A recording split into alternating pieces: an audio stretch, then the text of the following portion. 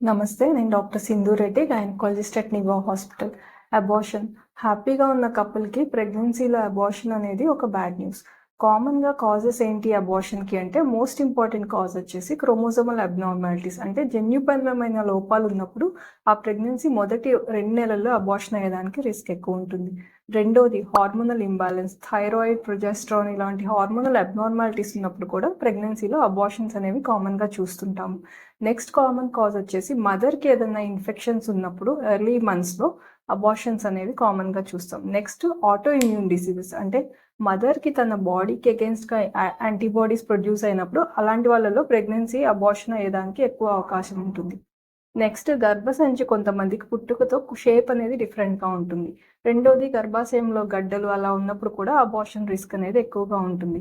Next గర్భసంచి ముఖద్వారం weakness కానీ, షార్టనింగ్ గానీ ఉంటే 4, 5 నెలల్లో కూడా అబార్షన్ అయ్యేదానికి ఎక్కువ అవకాశం ఉంది. రికరెంట్ అబార్షన్స్ అంటే 2 అంతకన్నా ఎక్కువ అబార్షన్స్ అవుతున్న వారు ఖచ్చితంగా గైనకాలజిస్ట్‌ని సంప్రదించి కారణం ఏంటి అని తెలుసుకోవడం మంచిది. Thank you.